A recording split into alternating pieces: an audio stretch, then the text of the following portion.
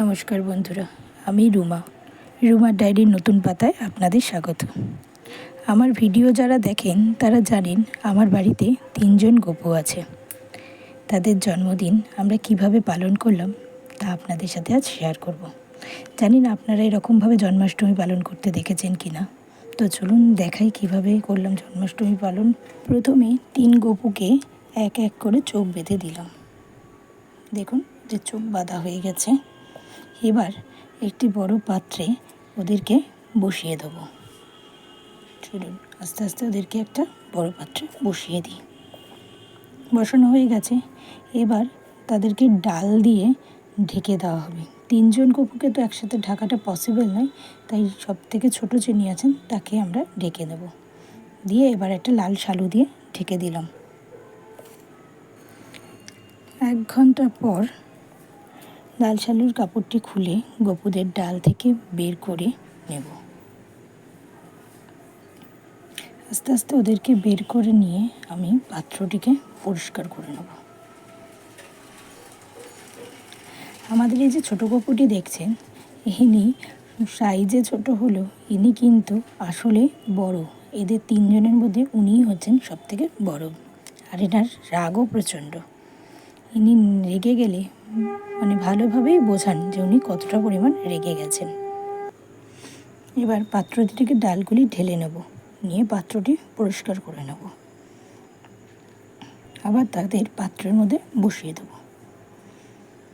এবার ওদেরকে আবার ঢাকা হবে। এবার ঢাকা হবে চাল দিয়ে। প্রথম 2বার দানা শস্য, যেটা একবার ডাল হয়ে গেছে, এবার ভাববো চাল দিয়ে। সেই একই পদ্ধতিতে এদেরকে ঢাকা হবে।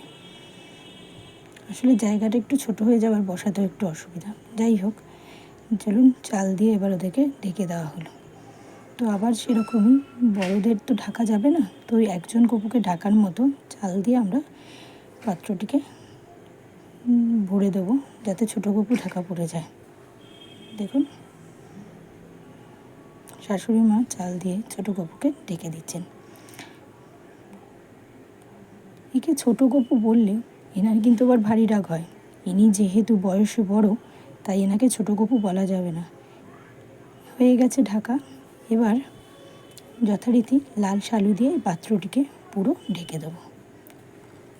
আবার এই অমতো অবস্থায় 1 ঘন্টা থাকবে। 1 ঘন্টা পর এদেরকে আবার পাত্র থেকে বের করে নেওয়া হবে। নিয়ে ওদের পরিষ্কার করে পাত্রটিকেও পরিষ্কার করে নেব। নিয়ে আবার এই পাত্রে তাদের আবার বসিয়ে দেব।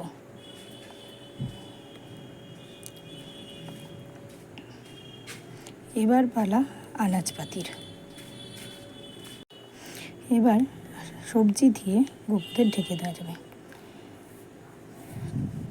চাল ডালে একটু অসুবিধা হলেও সবজিপাতিতে অসুবিধা হবে না। এবার এতে 3জনই ঢাকা পড়ে যাবে।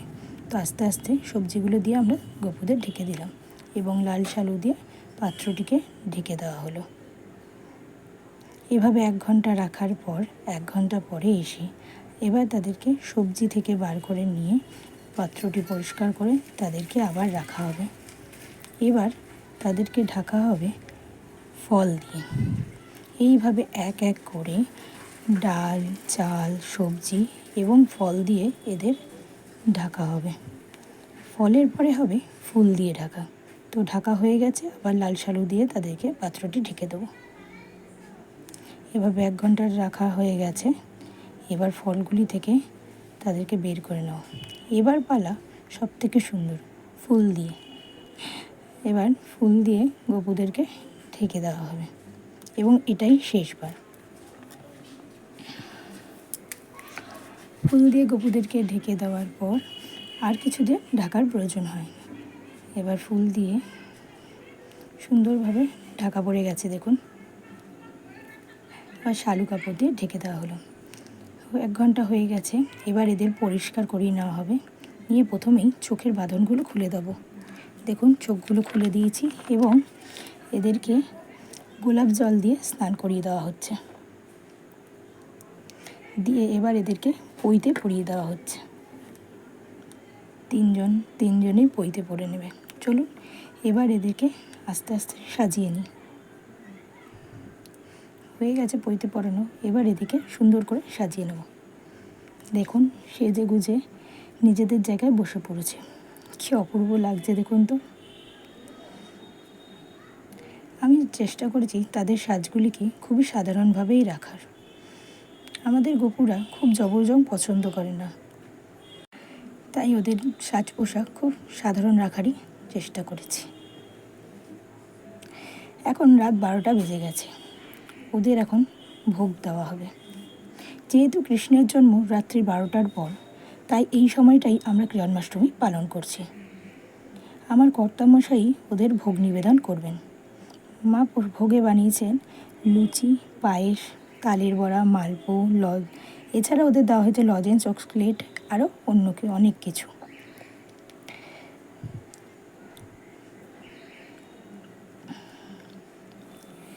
কর্তামশাই করে দেবেন ওদের ভোগ নিবেদন।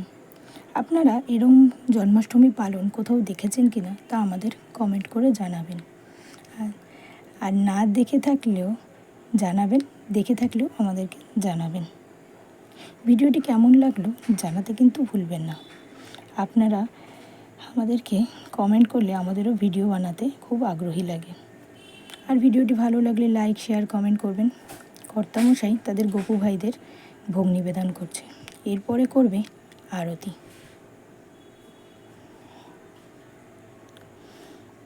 এই ভিডিওগুলি ভালো লাগলে লাইক করবেন, আর চ্যানেলে নতুন বন্ধু হলে চ্যানেলটি সাবস্ক্রাইব করতে একদম ভুলবেন না। সকলে ভালো থাকবেন, সুস্থ থাকবেন, সাবধানে থাকবেন। জয় গোপাল। দেখুন এদের ভোগ নিবেদন করাও প্রায় হয়ে গেছে।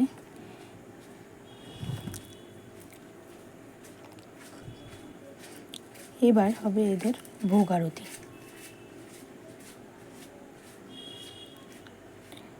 আমরা বাইরের পুরোহিত দিয়ে পুজো করাইনি, তার কারণ ঘরোয়া পুজোগুলি মোটামুটি আমাদের কর্তামশাই করে থাকেন।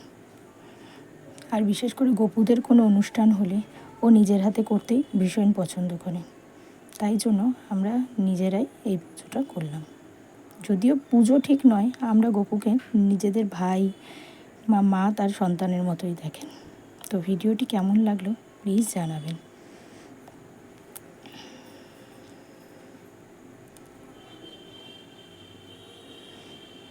এক এক করে ফুল, দীপ, ধূপ দিয়ে আরতি করা হয়ে গেল। ধন্যবাদ।